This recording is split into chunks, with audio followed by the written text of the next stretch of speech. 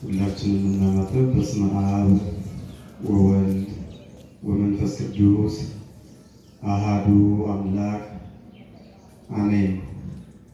በቸርነቱ ያልተለየን በምሕረቱ የጎበኘን በአባታዊ ፍቅሩ ወደ ተቀደሰው መቅደሱ የቀረበን የአባቶቻችን የቅዱሳን አምላክ የእኛም አምላክ ልዑለ ባሕርይ ቅዱስ አምላካችን እግዚአብሔር ስለ ሁሉም ነገር ስሙ ለዘላለም የተመሰገነ ይሁን። ክቡር አባታችን መልአከ ገነት መምህር ወንዶሰን የዚህ ታላቅ ደብር ዋና አስተዳዳሪ፣ የመንጋው የበላይ ጠባቂ፣ ክቡራን መምህራን ወንጌል፣ የመንግስቱ ወንጌል ለሕዝቡ ጆሮ የምታደርሱ ሁላችሁም በየማዕረጋችሁ ክርስቶስ በሰጣችሁ ጸጋ እግዚአብሔርን በዝማሬ የምታገኙ ዘማሪያን ወንድሞቼ፣ የደብረ ሰንበት ወጣቶች፣ በክርስቶስ በደሙ የከበራችሁ ማኅበረ ምዕመናን ወምዕመናት ሁላችሁም አንድ አምላክ በሆነ በአብ በወልድ በመንፈስ ቅዱስ ስም እንደምን ዋላችሁ? እንደምን ዋላችሁ? አሜን።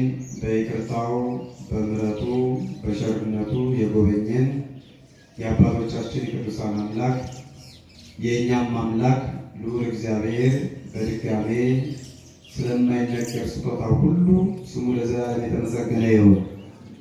እናትነትን ከድንግልና ቅድስናን ከንጽሕና አስተባብራ አስተካክላ የያዘች ዘላለማዊትን ዘላለማዊ ድንግል እናታችን እመቤታችን ቅድስት ድንግል ማርያም እግዚአብሔር ባከበራት ክብር መጠን ስሟ የተመሰገነ ይሁን። የጻድቁ የአባታችን የአቡነ ተክለ ሃይማኖት የሁሉም ቅዱሳን መላእክት ጠብቆት የመስቀሉ ኃይል በሁላችን ላይ ለዘላለም ጸንቶ ይኑር።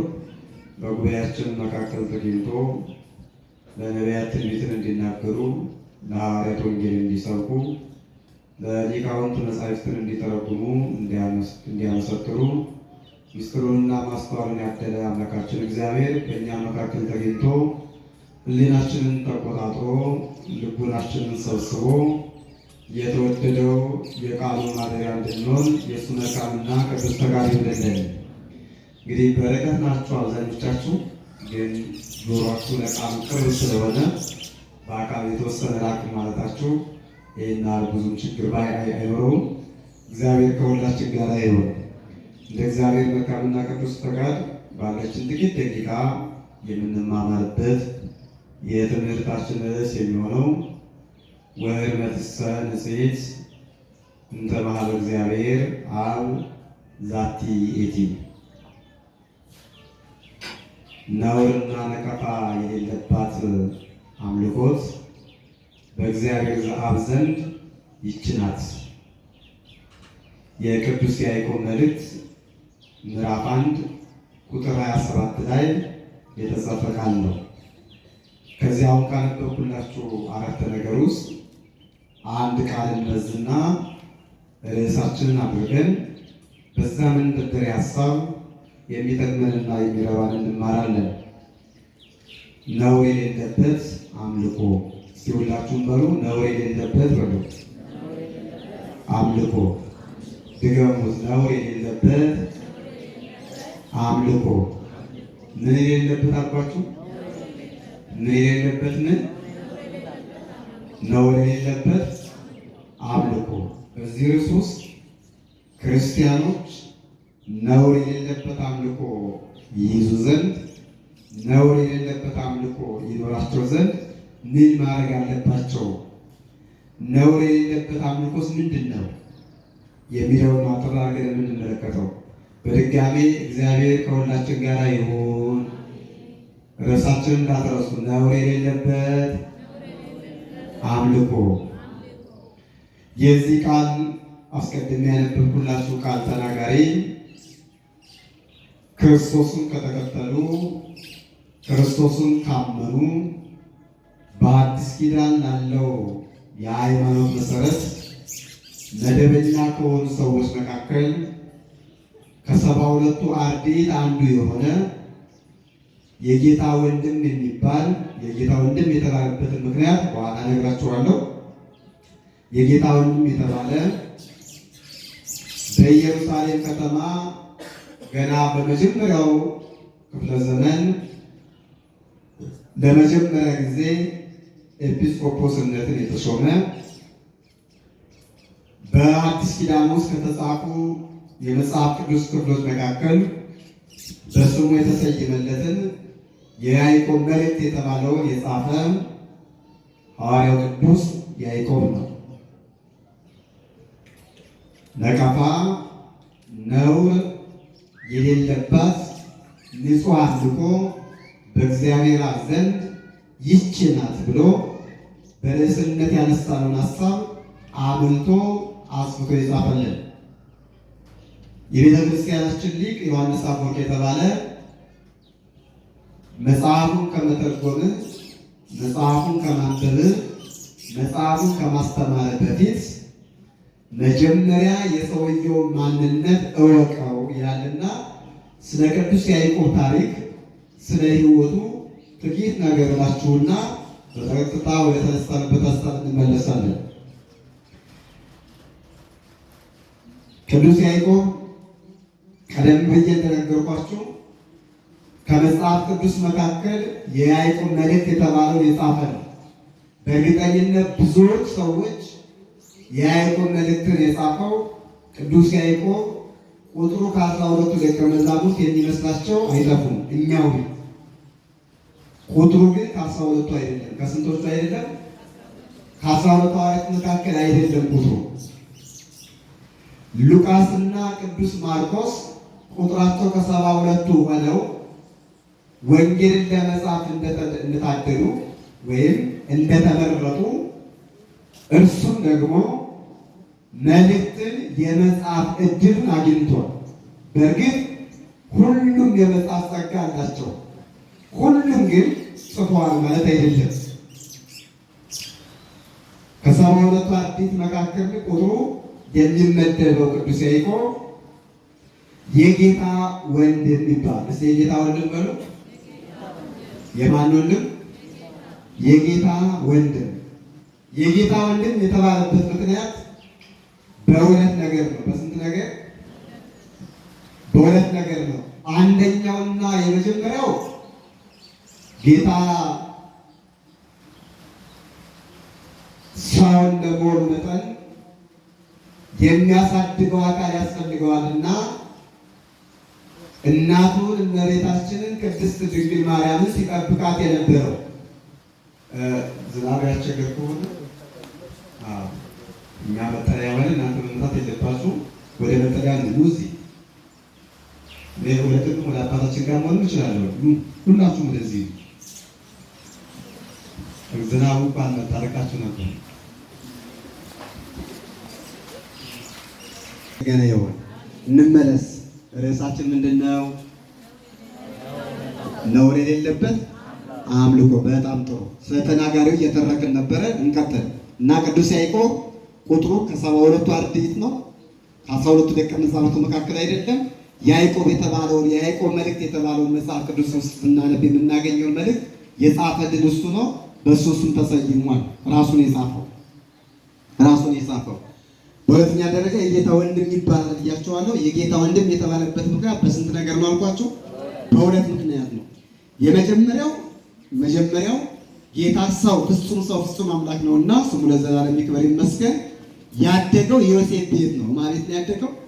እኔ በጣም የሚደንቀኝ ነገር እንደው ታውቃላችሁ፣ የጌታ ትትና ለወፎች እንኳን ማደር ያላቸው እሱ እንኳን ያደገው ማቤት ሰው ቤት እናቱ ራሱ እንኳን የራሱ ቤት የላት።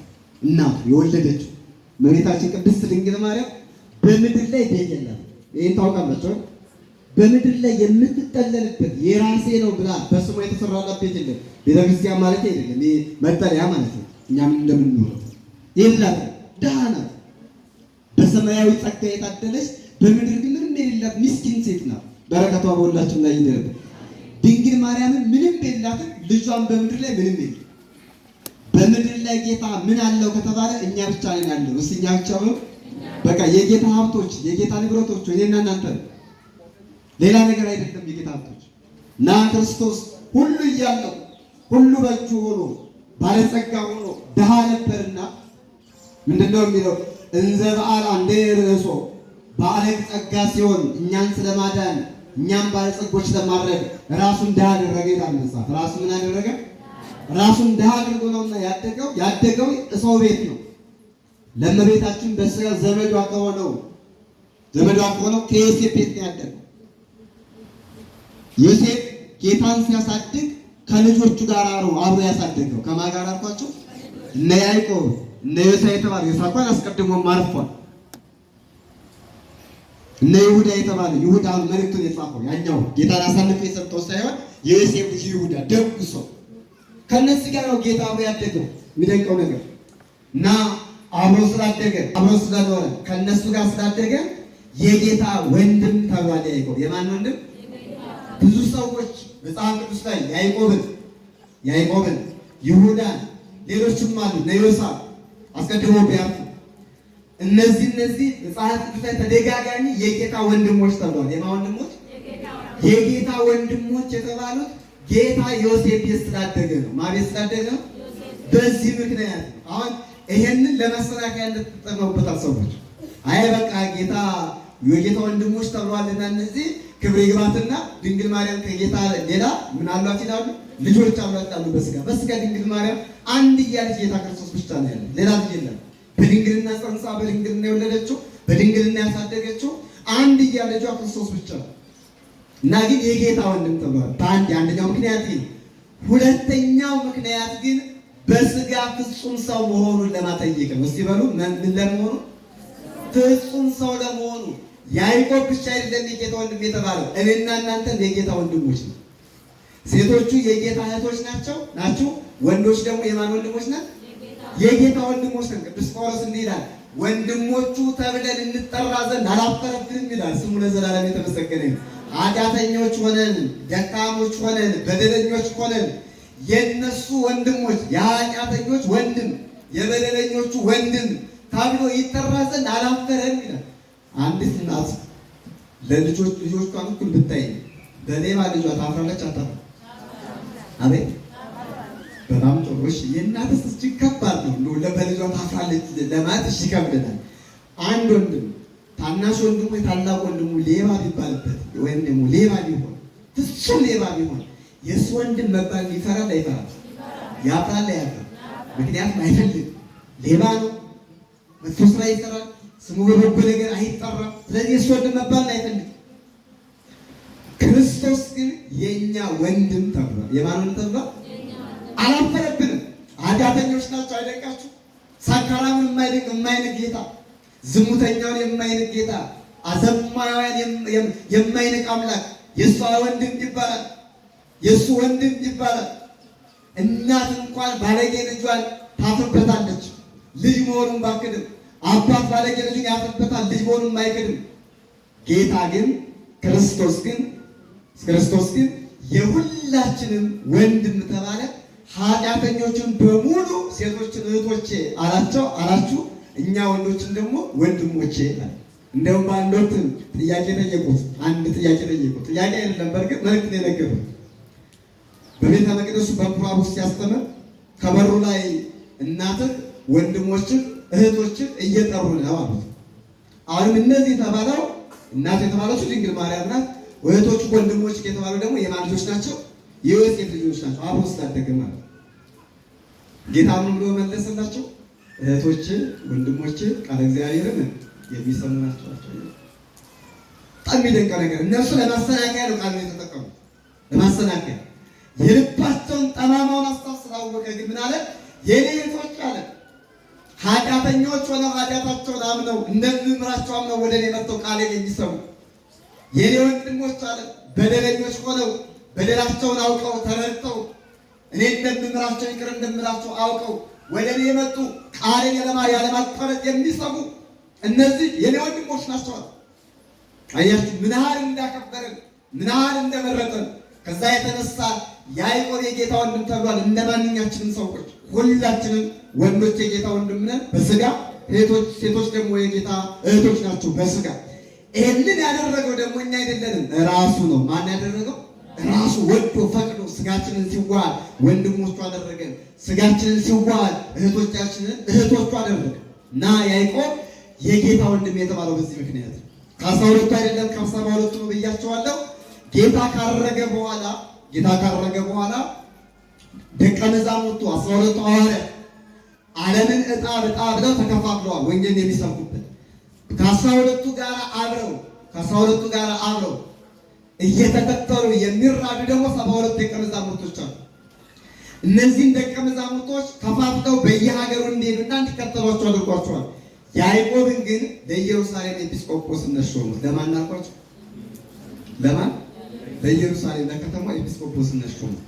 ኤጲስቆጶስነት የሾሙት በብዙ ምክንያት ነው። የተወሰኑትን ልንገራችሁ። የመጀመሪያው ያዕቆብ ከአንድ ሀገር ወደ አንድ ሀገር መመላለስ አይችልም፣ መሄድ አይችልም።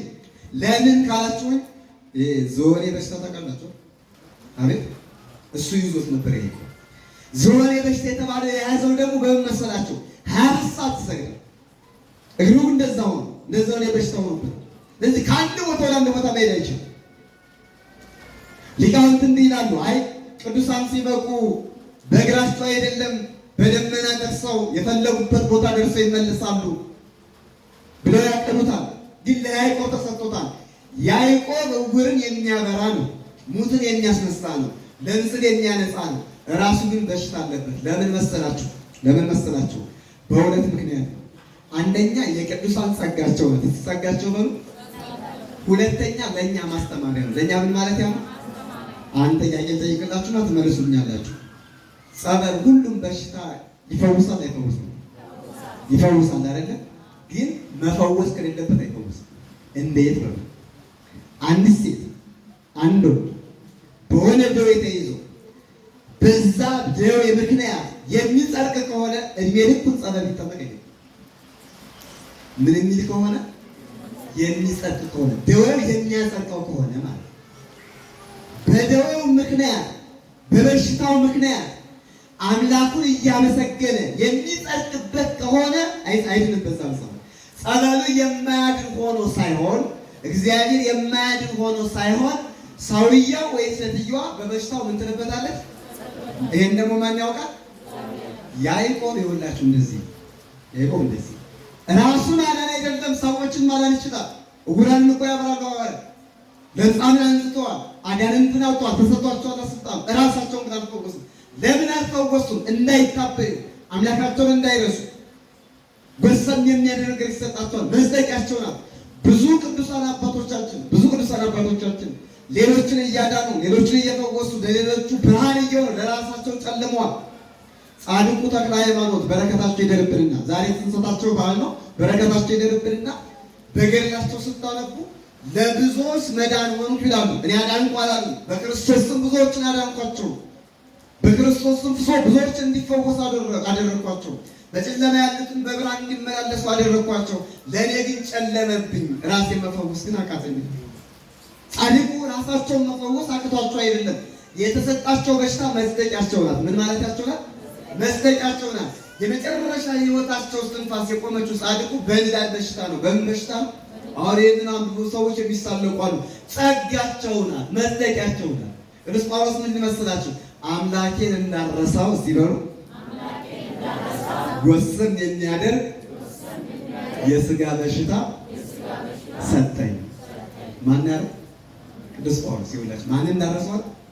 አምላኬን እንዳረሳው፣ አምላኬን እንዳልዘነጋው ወስን የሚያደርግ አያችሁ። ጳውሎስ እኮ በልብሱ ጫፍ እኮ ውር ያበረሰው ነው። ሙትን ያስነሳ ሰው ነው። ለምጻምን ያነጻ ሰው ነው። ግን ምን አለ?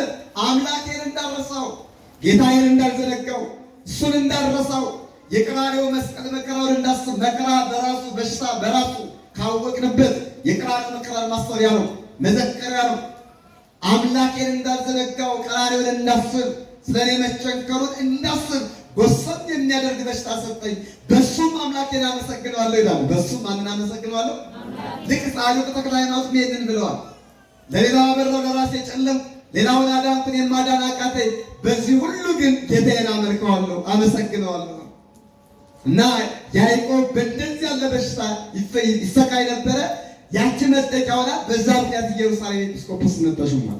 ሌላው ምክንያት ያዕቆብ ኦሪትን ጥንቅቅ አድርጎ የሚያውቅ ሰው ነው። ማንን አልኳቸው? ኦሪትን ጥንቅቅ አድርጎ የሚያውቅ ስለሆነ በኢየሩሳሌም ከተማ ያሉ አይሁዳውያን ደግሞ ሙሉ በሙሉ ማለት እስከሚቻል ድረስ ኦሪት አዋቂዎች ናቸው። የቤተ ክህነቱ ሰዎችም ምዕመናንም ሳይቀሩ ማለት። አሁን እናንተ ወንጌል ታውቃላችሁ ሁላችሁ? ጠንቅቃችሁ ታውቃላችሁ? አታውቁም? ምን አስደበቃችሁ? አታውቁም? እንኳን እናንተ ወደ እኛ ቤቱ ብዙም አናውቃለን። የሚገርም ነገር ግን ኦሪታውያን የነበሩ እስራኤል ዘሥጋ ኦሪትን ጥንቅቅ አድርገው ነው የሚያውቁት። ሴቶቹ ሳይቀሩ ጥንቅቅ አድርገው አንደኛ ይማራሉ፣ ግን ግዴታቸው ስለሆነ እነሱ የሚያውቁትን ደግሞ ጠንቅቆ የሚያውቁ ሰው ያስፈልጋል። እነሱን አሳምኖ ወደ ወንጌል ለማምጣት ወዴት ለማምጣት? ወደ ወንጌል ለመመለስ።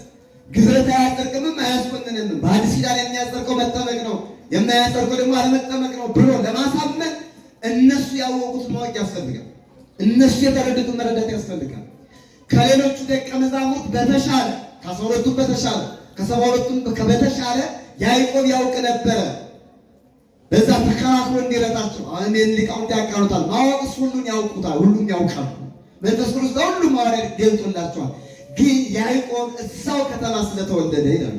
ስለተወለደ ሌሎቹ እዛው ከተማ አልተወለዱ፣ ከሌላ ቦታ የተጠሩ አሉ። እዛው ከተማ ስለተወለደ ባህሉንም ስለሚያውቀው የሀገሩን ሰርዶ በሀገሩ በሬ እንዲሉ በሀገሩን ባህል ስለሚያውቅ በዛው ሾሙት ይላል እና ይህ ያዕቆብ በኢየሩሳሌም ተሾሙ። እዛው ያሉትን ምዕመናን እያጸና እያስተማረ፣ አንድ ነገር ግን አልዘነጋም። በየሀገሩ የተሰደዱ ክርስቲያኖችን አልዘነጋም። ኢየሩሳሌም ከተማ ውስጥ ያሉትን ክርስቲያኖች ያስተምራል። መፈወስ ያለባቸውን ይፈውሳል። መጽናናት ያለባቸውን ያጽናናቸዋል። ቤተ መቅደስ ሲመጡ ሥጋው ደሙን ያቀብላቸዋል። ይሄ እንዳለ ሆኖ ግን በአፋ ያሉ ወደ ሮም የተበተኑ፣ ወደ ግሪክ ሀገር፣ ወደ እስር በተለያየ ምክንያት የተሰደዱ፣ በአንድም በሌላ ምክንያት የተሰደዱ ክርስቲያኖችን አልዘነጋቸውም። ባሉበት ሄዶ እንደነ ቅዱስ ጳውሎስ እንዳያስተምር ባልኳችሁ ምክንያት ከኢየሩሳሌም እንዳይወጣ ተደርጎ ሐዋርያት ናቸው የወሰኑበት። 12 ደቀ መዛሙርት ወስነውበታል። ከኢየሩሳሌም ከተማ መውጣት አይችልም። ያችን ጠንቅቅ አድርጎ እንዲያስተምር ነው የተወሰነበት። የሐዋርያትን የአባቶችን ቃል ደግሞ ማጠፍ አይችልም። ከታዘዘው ማለት አይችልም። ነገር ግን አንድ የሚችለው ነገር እግዚአብሔር መንፈስ ቅዱስ በገለጠለት መሰረት በየሀገሩ የተሰደዱ ክርስቲያኖችን የሚያጽናና መልእክት ጻፈላቸው። ምን ጻፈላቸው? ያ መልእክት የቅዱስ ያዕቆብ መልእክት ይባል። መጽሐፍ ቅዱስን ስታነቡ የምታገኙት ነው። መልእክት ጻፈላቸው። እነዚህ የተሰደዱ ሰዎች ከ12ቱ ነገድ የተወጣጡ ናቸው። ከስንቱ ነገድ? ዲዮስቆራ ይባላሉ። ዲያስፖራ ማለት ነው። ዲያስፖራ ማለት ማለት ነው የሚመለስ ነው። አቤት እግዚአብሔር ይስጥሽ። እንዴት አወቅሽ? ራስሽ ነሽ። ዲያስፖራ ማለት ከስደተኛ ማለት ነው። በስደቱ ሀብት ሊኖረው ይችላል፣ ግን ትክክለኛ ትርጉሙ ለአሰርቱ እክሌቱ ህዝበ ዲዮስቆራ ይላል መጽሐፍ ቅዱሱ። ለአማርኛ ሲተረጉም ለ12ቱ ዲያስፖራ ወይም ስደተኞች ማለት ነው። ለነዚህ ከ12ቱ ነገድ ተወጣጥተው በየሀገሩ ላይ ተሰደዱ፣ ግን በአንገታቸው ላይ ማዕተብ ያሰሩ። ምን ያሰሩ? ማዕተብ ያሰሩ። በልባቸው ላይ የክርስቶስን ስም የጻፉ የቀረጹ፣ በልባቸው ላይ ወንጌልን የከተሙ፣ በመንፈሳዊ ጀርባቸው ላይ ጽድቅን አዘው የተሰደዱ፣ የአዲስ ኪዳን እውነትን፣ የአዲስ ኪዳን ጽድቅን፣ የመዳን ጉዳይን፣ የሰማያዊ ምስጢርን፣ የጥምቀት ምስጢርን፣ እውነትን ተሸክመው የሄዱ ክርስቲያኖች። በነገራችን ላይ በመጀመሪያው መቶ ክፍለ ዘመን የተነሱ ሴቶቹም ወንዶቹም ምዕመናን ጠንካሮች ነበሩ። በተለይ 8000 የእስጢፋኖስ ማህበር ቤተሰቦች የሚባሉ በሐዋርያት ሥራ ላይ የምታገኟቸው ሴቶቹን ሳይቀሩ ወንጌልን ጥንቅቅ አድርገው ያወቁ ነበሩ። ዛሬ አብዛኞቹ ሴቶች ምናልባት በትምህርት ቤት ገብተው የሚያውቁ ተማሪዎች ወይም ደግሞ እህቶቻችን ያውቃሉ። አብዛኞቻችሁ ግን ሰነፎች ናቸው። በዛ ክፍለ ዘመን የተነሱ ወንዶችም ሴቶችም ለሃይማኖታቸው ጽኑዓን ናቸው። ከሆነ ጊዜ በኋላ ነው እየተዳከመ የመጣው። እግዚአብሔር መልሶ ያበርታል እንጂ እና ብርቶች ናቸው። ሃይማኖታቸውን ይጠብቃሉ። ያመኑበትን ነገር አይለውጡም። ግን አንድ ነገር ገጠማቸው። ስንት ነገር? አንድ ነገር በተመሳሳይ ሰዓት ወይም በተመሳሳይ ዘመን በየሀገሩ የተሰደዱትን ክርስቲያኖች አንድ ነገር ገጠማቸው። ሮም የተሰደዱትን፣ ግሪክም የተሰደዱትን፣ ወደ ሌላም ሀገር የተሰደዱትን በተመሳሳይ ዘመን ተመሳሳይ ነገር ገጠማቸው። እሱም ምን መሰላቸው? ከአርያን ነገሥታት ዘንድ ሃይማኖታችሁን ካዱ የሚል። ምናችሁን ካዱ? አስጨናቂ ጊዜ በተመሳሳይ ሰዓት የተነገራቸው ክርስቶስን የሚባለውን ስም እንዳጠሩ፣ ኢየሱስ የሚባለውን ስም እንዳጠሩ፣ ወንጌል የሚባል ነገር እንዳሰሩ፣ እንዳሰሙ፣ እንዳተሰባሰቡ ቤተክርስቲያን እንዳትሰባሰብ በአንድ አዋጅ ነው በሀገሩ ሁሉ የደረሰው። አስተውሉት። የተሰደዱበት ሀገር አብዛኛው የእምነት ሀገር አይደለም። በተለይ ግሪክ እድሜ ለቅዱስ ጳውሎስ ታደጋት እንጂ በፍልስፍና ነበር የተጠቀለቀችው። መቼም የዘመናዊ ተማሪዎች ትኖራላችሁ እስከ ዩኒቨርሲቲ የደረሳችሁ ብዬ ተስፋ አደርጋለሁ። እነ አርስቶትል፣ እነ ሶቅራጥስ፣ እነ ቲቶ፣ እነ ፕሉቶ የጸኑባት ከተማ ናት ግሪክ አቴና። ከእምነታቸው ፍልስፍና ላይ ብቻ ያተኮረ አንድ ፈላስፋ ነው አምላክ ካላቸው እሱ ነው የሚያመልኩት። መጨረሻ ላይ ግን የለወጣቸው ቅዱስ ጳውሎስ ነው። በረከቱ ይደርብና ቅዱስ ጳውሎስ ከሚነሳ ግን አብዛኞቹ እምነት የላቸው። በዚህ መካከል ክርስቶስን አምነው ከኢየሩሳሌም የተሰደዱ ሰዎች ናቸው ያሉት። እዛ ሮም ብትሄዱ እንደዛው፣ ሌላም ብትሄዱ እንደዛው እምነት የሌለበት ሀገር ነው ያሉት። እኔና እናንተ እኮ እምነት ያለበት ሀገር ኖረን ነው እኮ እምነታችን ደካማ ይሆን። እነ ተክለ ሃይማኖት በሰበኩበት ሀገር ነው እኮ እኛ ደካሞች ይሁን። የእውነት እነ ቅዱስ ክርስቶስ አምና በሰበኩበት ሀገር፣ እነ ገብረ መንፈስ ቅዱስ በሰበኩበት ሀገር፣ ወንጌል የሆነ በተሰበከባት ሀገር እኮ እኛ ደካሞች ነን። ከኦሪት ጀምሮ አምልኮተ እግዚአብሔር እንዴ የምን ኦሪት ከሕገ ልቦና ጀምሮ አምልኮተ እግዚአብሔር ያልተቋረጠባት ሀገር ከዓለም ብቸኛው ኢትዮጵያ ብቻ ነው። ታውቃላችሁ? ብቸኛው ከሕገ ልቦና ጀምሮ ማለት ኢየሩሳሌም ጨምሮ። ምናልባት ሁለተኛ የምትባለው ኢየሩሳሌም ናት፣ መዲናም ስለሆነች። ከኢየሩሳሌም ቀጥሎ ከዓለም ብቸኛዋ ከሕገ ልቦና ጀምራ አምልኮተ እግዚአብሔር ያልተቋረጠበት ሀገር የእግዚአብሔር ሀገር ኢትዮጵያ ናት። እግዚአብሔር ሀገራችን ይጠብቅልና እነዚህ ሰዎች የተሰደዱበት ሀገር ግን እንዲህ ያለ የሚባል ነገር የለም። እግዚአብሔር የሚባል አይታወቅም። ግማሾቹ በጨረቃ ያመልካሉ፣ ግማሾቹ በዘንዶ ያመልካሉ፣ ግማሾቹ የሰው ምስል ስለው ቀርጾ አስቀምጠው ነው የሚሰግዱት። በእንደዚህ ያለ መከራ ውስጥ ሆነው ክርስትና ሊሰብኩ ነው። ሴቶቹ ባለባበሳቸው፣ ባነጋገራቸው፣ ባመጋገባቸው ይሰብካሉ። ወንዶቹም እንደዛው። ቃል እግዚአብሔር ደግሞ እኛ ትንሽ ያውቃሉ የሚባሉ ደግሞ ይሰብካሉ። በዚህ መካከል ግን ክርስቶስ የሚባል እንዳጠሩ፣ ወንጌል የሚባል ነገር እንዳስታውቁ፣ ቤተክርስቲያን የሚባል ነገር የለም። ሃይማኖታቸውን ለውጡ ተባሉ። አይከብድም? ይከብዳል። ሀገራቸው አይደለም ስደተኞች ናቸው እነዚህ ሰዎች። ይህ ወሬ ማደረሰው ሁሉም ደቀ መዛሙርት ጋር ደርሷል። ግን ፈጥኖ ቅዱስ ያዕቆብ ጋር ደረሰ። በእርግጥ ሁሉም ተባብረውላቸዋል፣ ሁሉም ጽፈውላቸዋል። ያዕቆብም የራሱን ድርሻ ተወጣ። በፈተና ጊዜ፣ በመከራ ጊዜ ወንድም መከራ ውስጥ ሲሆን የራስን ድርሻ መውጣት አንዱ የክርስትና መለኪያ ነው። በነገራችን ላይ አንዲት ሴት መከራ ውስጥ ሆናችሁ ካያችኋል፣ አንድ መከራ ውስጥ ሆኖ ካያችሁ ድርሻችሁን ከተወጣችሁ ራሳችሁ አንድ ክርስትና ህይወት ነው። ያዕቆብ ጴጥሮስ ሲጻፍ አይመለከተኝም አላለም። ሊቀ ሐዋርያት ቅዱስ ጴጥሮስ ነው። አይ ማቴዎስ ሲጻፍ አላለም። ወንጌል ለመጻፍ የተመረጠ እሱ ነው አላለም ጴጥሮስ። ያዕቆብ አይ ሉቃስ ሲጻፍ ወንጌል ለመጻፍ እሱ ነው አይመለከተኝም አላለም። ድርሻውን ተወጣ። ድርሻችን እንድንወጣ እግዚአብሔር ይርዳ። አሜን በሉ። እግዚአብሔር ይርዳ እና ምን አለ? ከ12ቱ ነገድ እስራኤል ተወጣጣችሁ፣ በየሀገሩ ለተሰደዳችሁ ለስደተኞቹ ትድረሳችሁ፣ ሃይማኖታችሁን እንዳትለውጡ፣ ክርስቶስን እንዳትክዱ፣ ግዝረትን ጥምቀትን በግዝረት እንዳትለውጡ። ምን ማለት ነው? በወልድ የእግዚአብሔር ሰው የሚባለው መገረዝ ነው። በአዲስ ኪዳን ግን መገረዝም አለመገረዝም አያጸድቅም አያስኮንንም። ወንድ ልጅ የሚገረዘው ሴትን አይመለከትም። ትርፍ ስጋ ሸለፈትን ማስወገድ እንጂ የአዲስ ኪዳን ግርዘት ክርስቲያን ለመባል አይደለም። ማን ለመባል አይደለም? በብሉይ ኪዳን ግን አሁንም የእግዚአብሔር ሰው ለመባል ወንድ ልጅ መገረዝ አለበት። ሴት ልጅን አይመለከትም ተፈጥሮ ግዝረት እና ምን አለ? ጥምቀትን በግዝረት እንዳትለውጡ፣ ክርስቶስን በማይናገር በማይዳስስ በማይራመድ በማያይ ሕይወት በሌለው ተስፋ ባልሆነ በጣዖት እንዳትቀይሩ ጽኑ አላቸው። እስቲ ጽኑ በሉ። አቤት! ክርስቶስ የከፈለላችሁ ዋጋ፣ ያፈሰሰላችሁ ደም፣ የቆረሰላችሁ ሥጋ ለዘላለም ዋጋ ያሰጣችኋል፣ ለዘላለም ጽድቅ ይሆናችኋልና ባላችሁበት ሆናችሁ ክርስቶስን እንዳትክዱ፣ ባላችሁት ሆናችሁ አምልኮታችሁን እንዳትቀይሩ፣ ነቀፋ እንዳይሰማባችሁ። ክርስቲያን ነቀፋ አይሰማበትም። ተንኮል እንዳይሰማባችሁ፣ እንዳይታይባችሁ፣ ሌብነት፣ ዝሙት እንዳይሰማባችሁ። ጣዖት የሚያመልኩ ሰዎች ይህ ስራቸው ነው። ዝሙትም ስራቸው ነው። እንደ ጌጥ ነው የሚያዩ፣ እንደ ውበት ነው የሚያዩ፣ ክፉ ስራንም እንደ በጎነት ነው የሚያዩ። እናንተ ግን ይህን እንዳታደርጉ እግዚአብሔር አይወደውም። ነገር ግን በመስቀል ላይ የተሰቀለውን ክርስቶስን እያያችሁ፣ ማንን እያያችሁ? ክርስቶስን እያያችሁ፣ እሱን እየተመለከታችሁ ሁልጊዜ በንጹህ አምልኮ ጸንታችሁ ኑሩ። ነውርና ነቀፋ የሌለበትም አምልኮ ያዙ። ክርስቶስ ዋጋቸውን እስኪከፍላችሁ ድረስ ይላል። ነውርና ነቀፋ የሌለበት አምልኮት ፈጽሙ፣ ክርስቶስ የጨለመውን ብርሃን ዘመን በብርሃን ዘመን እስኪቀይርላችሁ ድረስ። የመጣባቸው ፈተና የጨለማ ዘመን ነው። ነውርና ነቀፋ የሌለበትን አምልኮት ያዙ፣ ክርስቶስ ከእንባችሁ ላይ የሚወርደውን እንባ ከዓይናችሁ ውስጥ የሚወርደውን እንባ እስኪያብስላችሁ ድረስ፣ ቀና እስኪያደርጋችሁ ድረስ። ተስፋችሁን ተስፋ እንዳትቆርጡ ምዕመናን። የትኛውን መከራ ቢመጣ የትኛውን ስደት ቢመጣ በእግዚአብሔር ተስፋ እንዳትቆርጡ። ይኸው በሰው ተስፋ ይቆረጣል። ሰው ነው። እኔ ወንድሜ ተስፋ ሊቆርጥብኝ ይችላል፣ እኔም ልቆርጥ እችላለሁ። ሌላውም እንደዛው። በእግዚአብሔር ግን ምን አይቆረጥም።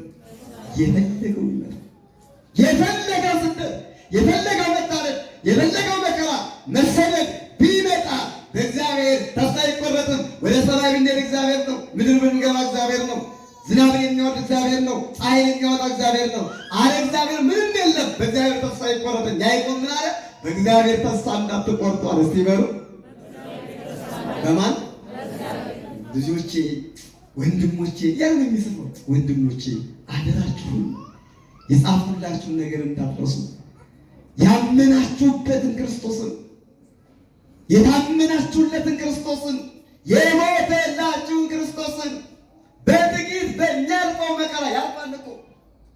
ረሃቡም ያልፋል፣ ስደቱም ያልፋል፣ ሌብነቱም ያልፋል፣ ዝሙት መስራቱም ያልፋል፣ ሁሉም ያልፋል። ለዘላለም የማያልፍ ጽድቅ ስራና እግዚአብሔር ብቻ ናቸው። ጽድቅ ስራ በሰማይ ዋጋ ስለሚያሰጥ ያልፋል አይባልም። እግዚአብሔርም እግዚአብሔር ነው። ጽድቅ ስራቸው በመንግስተ ሰማያት ከእግዚአብሔር ፊት እንዲያቆማችሁ በጎ ስሩ እንጂ በእግዚአብሔር ተስፋ እንዳትቆርጡ ዓለምንም እንዳትመስሏት። ፍላጎቷን ሁሉ ለእሷ ተውላት፣ ምኞቱን ሁሉ ተውት፣ ፍትወቱን ሁሉ ተውት።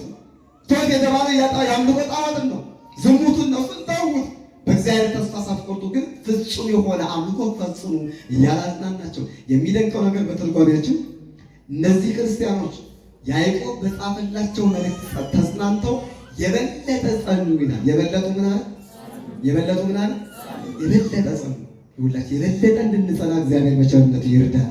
ከትናንትና ይልቅ ዛሬ እንጸና ይገባናል። ምዕመናን ከዛሬ ይልቅ ደግሞ ነገ እንድረስ አንድረስ ባናውቀው ከደረስን ቢያደርሰን ከዛሬ ይልቅ ደግሞ መቼ መስጠት ይጠበቅብናል? ነገ መስጠት ይጠበቅብናል። የክርስትና ማፍሱ እና ያዕቆብ እንደዚህ ያለው ሰው በመከራ ውስጥ አልፎ ነው ክብርን ያገኘው። እንመለስ። ነውር የሌለበት ምን? ነውር የሌለበት ምን? እግዚአብሔር ንጹሕ አምላክ ነው። እስቲ በሉ እግዚአብሔር ቅዱስ አምላክ ነው። አምልኮቱም ቅዱስ ነው። አምልኮቱም ንጹሕ ነው። እውነት ነው አይደል? እግዚአብሔር ምን ነው? ቅዱስ ነው። ይሁንላችሁ። እግዚአብሔር ቅዱስ፣ እግዚአብሔር ንጹሕ ነው። ነውርን አይፈልግም። ነውር በሱ ዘንድ እንደሌለ ነውርንም አይፈልግም። ነውር ያለበትንም አይሻም። ነውረኛውን ይወጣዋል ማለት አይደለም። ነውርን አይፈልግም። ኃጢአተኛውን አይነቅፍ፣ አይጠላውም፣ ይወደዋል። ኃጢአቱን ግን አይወደውም። እግዚአብሔር ንጹሕ ነው። የሚገባው ምስጋና በንጹሕ ነው። አለም እግዚአብሔር መስዋዕቱ ለምን ተቀበለለት? መስዋዕቱ ስለበጀ መስዋዕቱ ስላማረ ብቻ አይደለም። አንዱ እሱ ቢሆንም ዋናው ግን እሱ አይደለም። ልቡ ንጹሕ ስለነበር ነው። አቤል ምኑ ንጹሕ ስለነበረ? አየህ፣ አቤል ልቡ ንጹሕ ነው። በልቡ የሚያመልከውም አምልኮት ንጹሕ አምልኮ ስለነበረ በንጹሕ የሚያመልክ ልብ ስለነበረው ንጹሕ ነገር አቀረበ። እግዚአብሔር ልቡን ተመለከተለት። ልቡን ተመለከተለት ሲባል እዚህ ጋር ያለው ልብ ማለት ሳይሆን አምልኮቱን ማለት ነው። አምልኮቱን በሉ አምልኮቱን ተመለከተለት፣ ሀሳቡን ተመለከተለት፣ የሚያወጣውን የሚያወርደውን የሚያቅደውን አየለት። መስዋዕቱን ተቀበለው ይላል። ምኑን ተቀበለው? ምኑን ተቀበለው? ያዕቆብ ያለው ልብ ኤሳው ያለው ማነው? ቃየል ያለው ልብ ተመሳሳይ በተፈጥሮ። ቃየል ግን ልቡን አላየለትም ይላል። ምን ማለት ነው? ልቡን አላየለትም ማለት አምልኮቱን አላየለትም ማለት ለምን? ጠማማ፣ ንጹሕ አይደለም፣ ቅዱስ አይደለም። ለእግዚአብሔር የሚበጅ አምልኮት የለውም። ምዕመናን ለእግዚአብሔር የሚበጅ አምልኮት አለን። አሁን አስቸጋሪ ነው። እኛም አገልጋዮች አስቸጋሪዎች ነን። የእውነት አንሸፋፍንም። እናንተ ብቻ አይደለም፣ እኛም ራሳችን አገልጋዮች፣ ካህናቱ፣ ሰባኪያኑ፣ ዲያቆናቱ፣ ሊቃውንቱ ንጹሕ አምልኮት አለን። አያችሁ፣ መመርመር አስፈላጊ ነው። እናንተም ብቻ አይደለም እኛም እንደዚህ የምንለው መጽሐፍ እናንተም ብቻ አይደለም የሚለው እኛንም ይወቅሰናል፣ እኛንም ይለናል። ለእናንተ የሚናገረው ቃል የሚደንቃችሁ ነገር እንደ መዶሻ እኛንም ይለናል፣ እንደ መዶሻ እኛንም ያስተካክለናል፣ እንደ መጥረቢያ እኛንም ይጠርበናል፣ እንደ ጅራፍ እኛንም ይገርፈናል። ሀቆኝ ነው።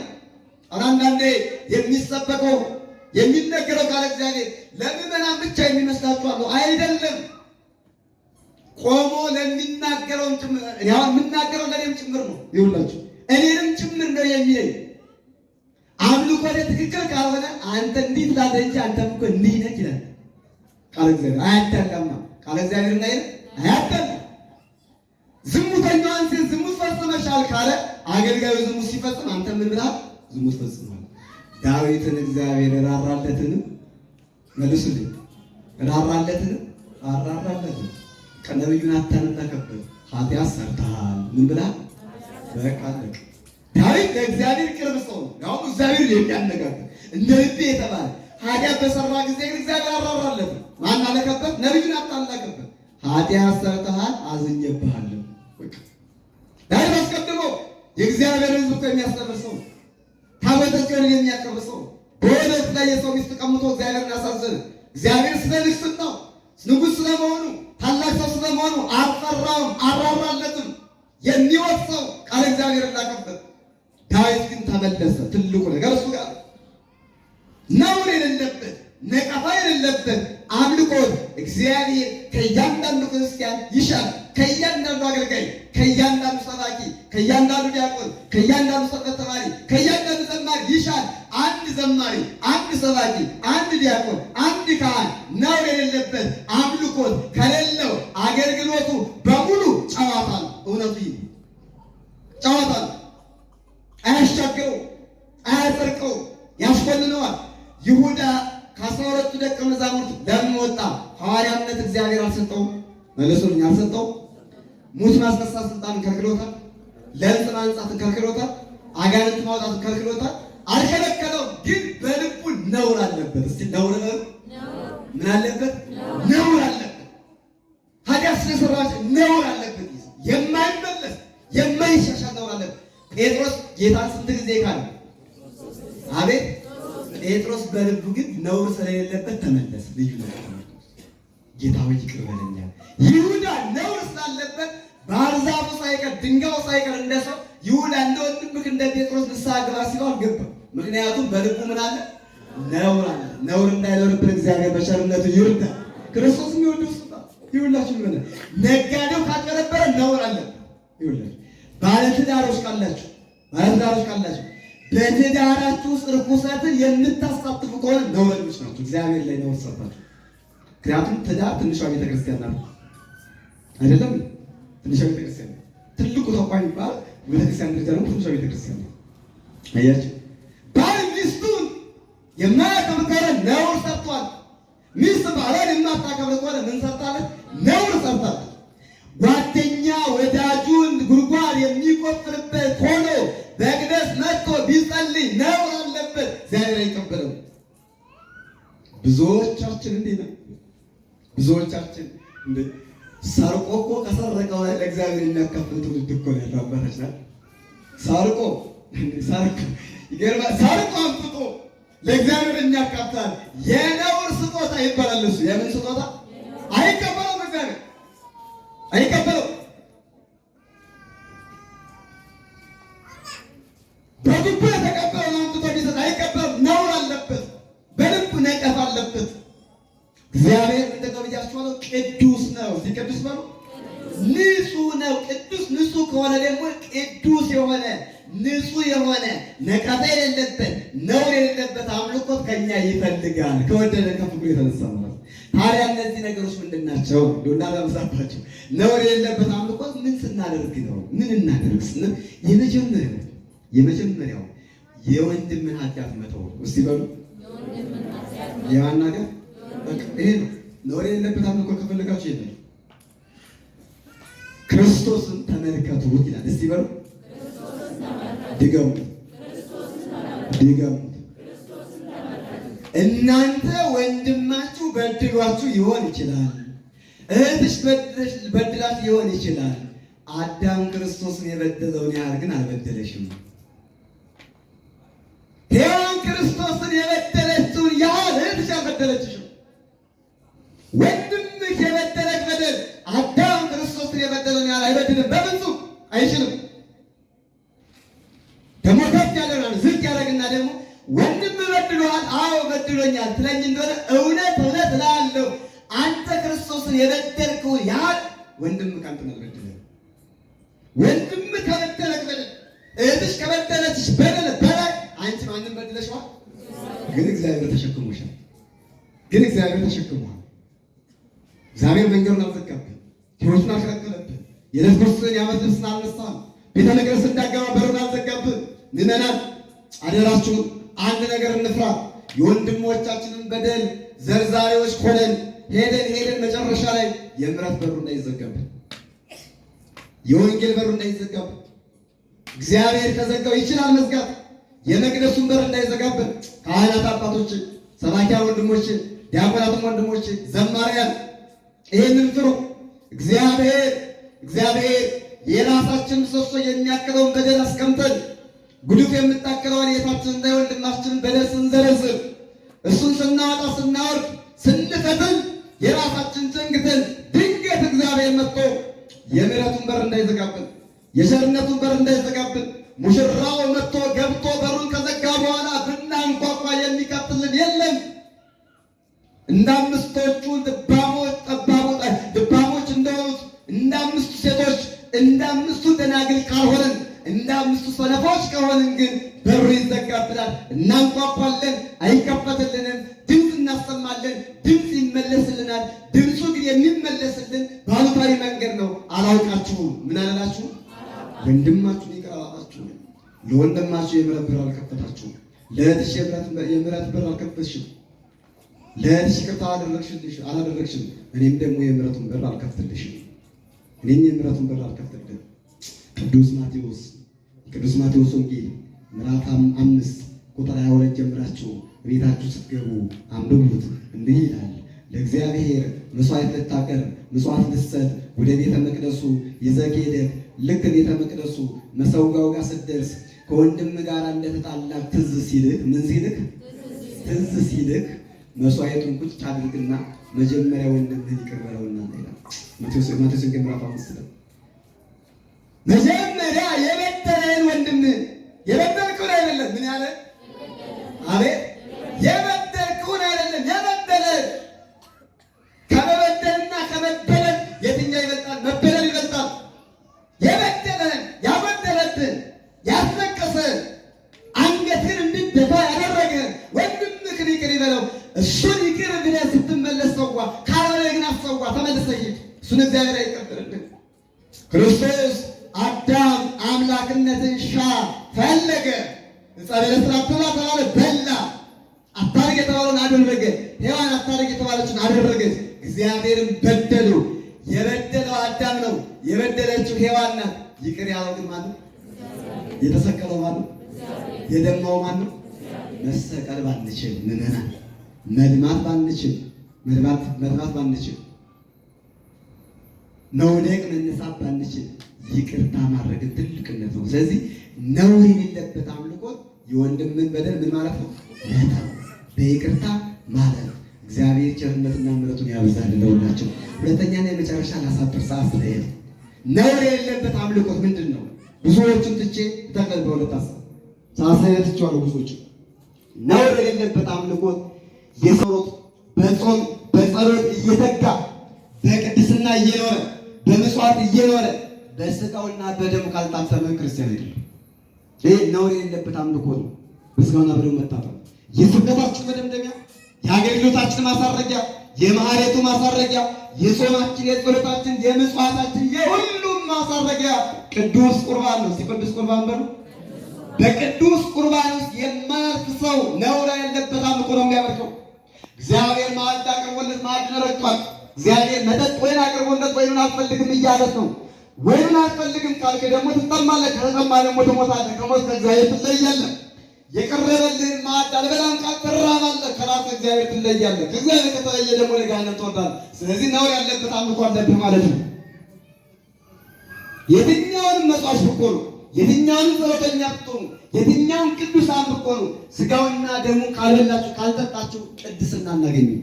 ነውር ያለበት አምልኮት፣ ነውር ያለበት ሕይወት፣ ነውር ያለበት ጸሎት ይሆንብናል።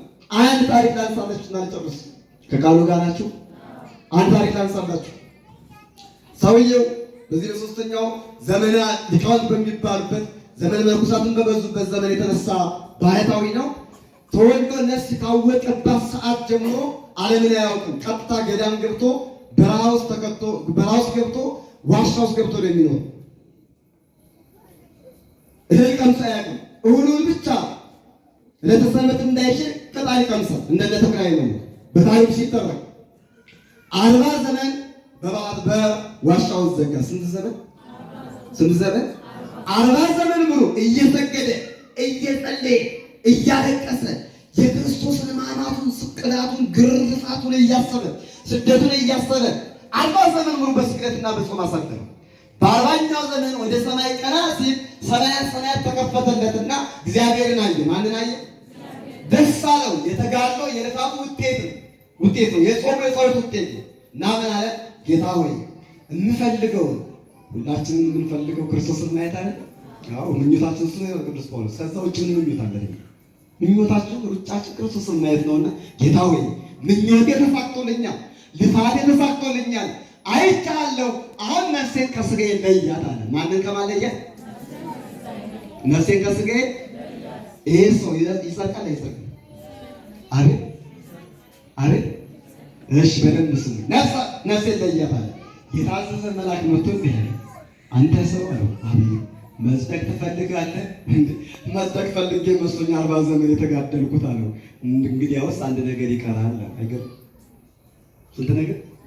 40 ዘመን ሙሉ ዘግቶ አንዳንድ ሰው በዓመት አንድ ጊዜ ይመጣና ለጥምቀት ምንጣፍ ተሸክሞ በቃ ጸድቋል። እሱ የዝናሩ ስለጌቶል እባክህ ጸድቀን ነው ተክለ ሃይማኖት ወጥተው ወርዶ የጸደቋትን ጽድቅ አንድ ጊዜ ልታሰብ። በእርግጥ የምንጸድቅበትን አናውቅም፣ እግዚአብሔር እንደሚያውቀው። ግን ምን ይጠይቃል? ልፋት ይጠይቃል። እኔ በጸደቅኩ መስሎኝ ነበረ፣ አሁን ጥፋት ደርሶኛል። ነውር የሌለበት አምልኮት የያዝኩ መስሎኛል። ለካ ነውር አለብኝ አለ። እስኪ ነውር አለብኝ በሉ። ሰው ነውር አለብኝ ብሎ ራሱን ዝቅ ሲያደርግ ንጽህናን ያገኛል። አይኔ ቅዱስ ነኝ ሲል ግን ቅዱስናውን የማያገኘው ንጽህናውን የማያገኘው ለካ ነውር አለብኝ አለ። ምዕመናን ጎንበስ በሉ፣ ካህናት ጎንበስ እንበል። እግዚአብሔር ምሕረቱን እንዲያበዛልን ነውር የሌለበት አምልኮ እንዲኖረን ይሄ ያስፈልገናል።